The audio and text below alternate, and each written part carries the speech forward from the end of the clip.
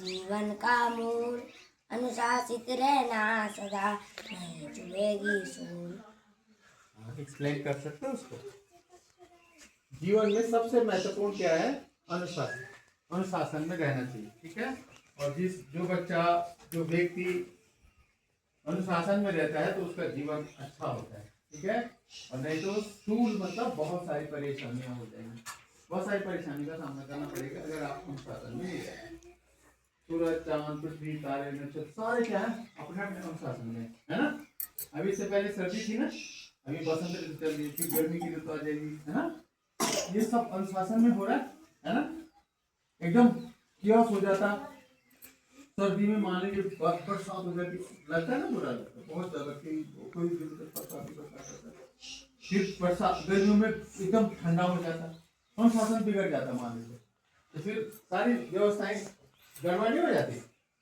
जब बारिश होनी थी तब सूखा पड़ गया, गर्मी होगी बहुत ज्यादा, अनुशासन बिगड़ गया, है ना। तो फिर सारा कियोस हो जाता, सारी चीजें डिस्टर्ब हो जाती, प्रकृति की सारी चीजें क्या हो जाती? डिस्टर्ब हो जाती। हमारे यहाँ जो जो जिस तरह की फसलें उगाई जाती हैं, है ना, वो सारा हमारा फसल चक्र क्या हो जाता? गड़बड़ा जाता नहीं। अरे जैसे बरसात में ना, मान लीजिए जुलाई के महीने में अब भयंकर गर्मी पड़ेगी, जून वाली, मई जून वाली गर्मी पड़ेगी, तो हम अपना धान जो है ना वो बो नहीं पाएंगे, नहीं बो पाएंगे ना तो सूख जाएगा, होएगा ही नहीं अन्न। जब अन्न नहीं होगा तो खाएंगे क्या, है ना। तो अनुशासन अगर बिगड़ गया तो सारा हमारा फसल चक्र खराब हो गया, नहीं हो गया। ये उदाहरण है कि वैसे हमारे जीवन में भी होता है, अगर हम अनुशासित नहीं रहते हैं तो हम कुछ भी नहीं कर पाएंगे जीवन में, है ना। अच्छे से पढ़ नहीं लिख पाएंगे, पढ़ लिख नहीं पाएंगे तो क्या होगा? हमारा जीवन ठीक नहीं होगा, सफल नहीं होगा, ठीक है। इसलिए अनुशासित रहना, ठीक है। ये सिखाते हैं ना स्कूल में, डिसिप्लिन में रहना। जैसे आपको कहते हैं कि भाई ये काम इस तरह से करो और आपने उल्टे तरह से कर लिया, दूसरी तरह से कर लिया, अब नहीं कहना मान रहे, अनुशासित नहीं है, तो फिर क्या हो जाता है? आप पीछे पीछे पीछे पीछे हो जाते हैं। जब पीछे होंगे तो आपको फिर समस्या आएगी, नहीं आएगी। फिर अगली क्लास में कुछ बच्चे जैसे देखो, वो अनुशासित नहीं थे, उन्होंने ध्यान से नहीं पढ़ा, पूरे साल भर नहीं पढ़ा, अब उनके लिए कहा जा रहा है कि अब रुको 2 महीने और रुको, उसी क्लास में रुको 2 महीने, 2 महीने और मेहनत करो, और बढ़िया से मेहनत करके अगर आप पास हो गए तो ठीक है, नहीं तो रहो उसी क्लास में। ऐसा कहा जा रहा है ना कुछ बच्चों को। इसका मतलब हुआ पूरे साल भर उन्होंने 1 अप्रैल से और कल 31 मार्च तक उन्होंने अच्छी पढ़ाई नहीं की, अनुशासित होकर के अपना जीवन को आगे नहीं बढ़ाया, अनुशासित नहीं रहे। देखो अब आप जिस कक्षा में गए हैं, इसमें प्रमोट हुए हैं, तो आपने पूरे 1 साल उसी कक्षा में रहना है, पढ़ना है और अच्छे से पढ़ना है ना। 1 अप्रैल से लेकर के और कल जो 31 मार्च चले गए, 31 मार्च, है ना, तो तब तक आपने क्या करना है? पूरे साल भर उस कक्षा की सारी किताबें पढ़नी है और अच्छे से पढ़ाई करनी है, और की स्याही से सफलता की कहानी लिखते हैं। मेहनत खूब करनी है इस सत्र में, ठीक है। जो भी जिस क्लास में पहुंचा है, जो भी जिस क्लास में प्रमोट हुआ है, उसको पूरे साल भर अच्छी मेहनत करनी है, ताकि आपको लास्ट के इस अप्रैल मई में दोबारा ये न कह जाए कि भाई दोबारा से करो, फिर पढ़ो उसी क्लास में, है ना। ऐसा ना कहा जाए। आप पूरे इन 12 महीने में खूब तैयारी करो, अपनी क्लास में महारत हासिल करो, जितना सिलेबस और सिलेबस के बाहर भी जितना आप कर सकते हैं, ठीक है। हाँ, तो मेहनत की स्याही से सफलता की कहानी लिखते हैं, नए सत्र में बुलंद हो हौसले। क्या लिखा देखो, कितनी अच्छी कविता बनाई। नए सत्र में बुलंद हो हौसले, यही दुआ है, और ज्ञान के समंदर में नया मुकाम हासिल करते हैं, ठीक है। तो ज्ञान के मुकाम में, ज्ञान के समुद्र में, समंदर में नया मुकाम हासिल करते हैं, नई चीजें हासिल करते हैं। मतलब आपको खूब ज्ञान हो, है ना, आप खूब पढ़ें इस नए सत्र में, है ना। तो ये यहाँ पे दुआ की गई है कि आपका नया सत्र मंगलमय हो और आपको खूब पढ़ाई आए, आप अपनी कक्षा में खूब अच्छे से पढ़े, ठीक है। ठीक है बाबू, अब आने वाले हैं ना 1 महीने। हाँ, अब देख लो आपको किस तरह से तैयारी करनी है, ठीक है। आज का सामान्य ज्ञान देखिए उधर, 1 अप्रैल से 31 मार्च तक एक शैक्षिक सत्र, हमारा शैक्षिक सत्र यही 1 अप्रैल से शुरू होता है और 31 मार्च, है ना, यही चल रहा है। और यही वित्त वर्ष भी होता है, इसी को क्या कहते हैं? वित्त वर्ष। कल 31 मार्च तक जितने पिछले साल के सारे लेन देन सब कुछ था, वो क्लोज हो गया होगा कल 31 को, ठीक है। सारे banking system, share market, everything, ठीक है।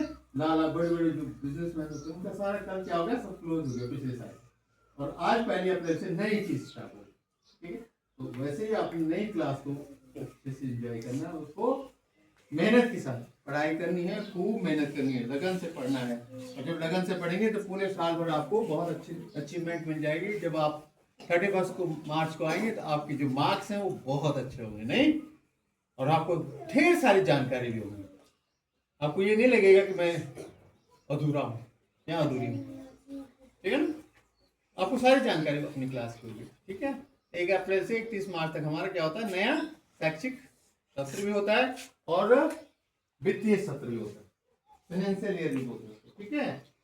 अब आज देखिए उधर डेली ब्लॉग अपडेट की तरफ आगे फ्रंट पे डेली ब्लॉग अपडेट देखिए 1987 1987 1987 डेट है 1 अप्रैल 2026। यह 2026 चल रहा, महीना चौथा, अप्रैल 1 तारीख है, ठीक है। तो डे आज वेंसडे हो गया, WDNESDAY। Thought of the day, बात तो वो सबक है जो आपको बेहतर होने का मौका देती है, ठीक है।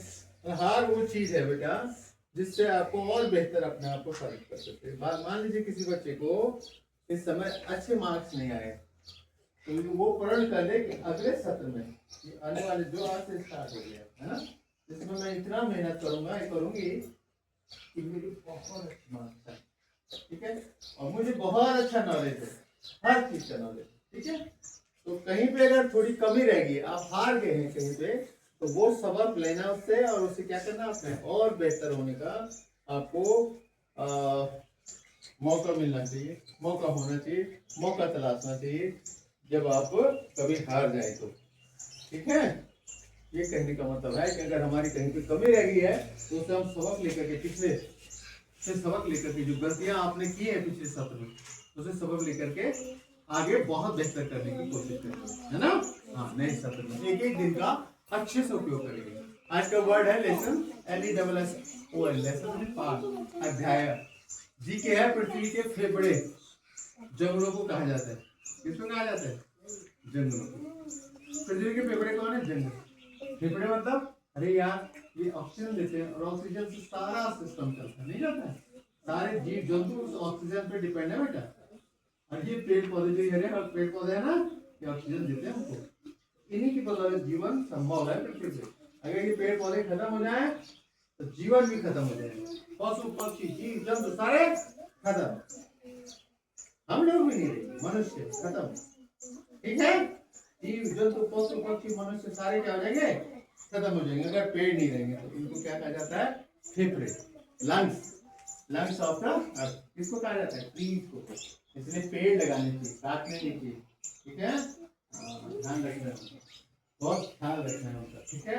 हर साल 1-2 पेड़ अच्छे से लगाओ, उनकी पूरी मेहनत से परवरिश करो, और जब आप जैसे जैसे आप बड़े हो रहे होंगे वैसे वैसे वो पेड़ भी बड़े हो रहे होंगे, है ना।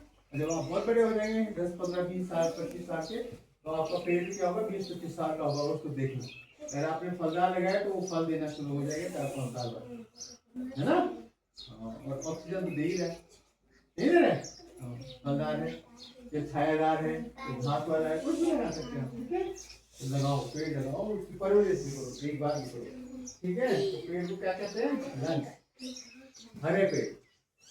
आज का स्पेशल है, जयंती है डॉक्टर केशव बलिराम हेडगेवार, RSS के संस्थापक हैं बेटा, और आज उनकी जयंती भी है। उनको सत नमन करते हुए आज 1 अप्रैल 1889 1889 को आज के दिन उनका जन्म हुआ था, केशव बलिराम हेडगेवार। इन्होंने किसकी स्थापना की थी बेटा, RSS की, राष्ट्रीय स्वयंसेवक संघ, राष्ट्रीय स्वयंसेवक संघ। RSS का फुल फॉर्म क्या है, राष्ट्रीय स्वयंसेवक संघ, ठीक है। तो RSS की स्थापना इन्होंने की थी। आज के लिए प्रेरणा बनी है, सत्र की पहली प्रेरणा बनी है मीरा। कहाँ पे मीरा, मीरा के लिए ताली बजाओ भाई। बहुत साफ सुथरी और अपडेट होके आई है, तो इसलिए उसको आज सत्र स्टार्ट हो रहा है। तो आज इसको प्रेरणा, आज की प्रेरणा वो बनी हुई है। स्टूडेंट बनेंगे हमारे कौन? अक्षित। अक्षित भाई साहब कहाँ पे हैं? अक्षित भाई साहब के लिए ताली बजाओ। दोनों बच्चे बाहर साफ सुथरे बन के आए हुए हैं। तो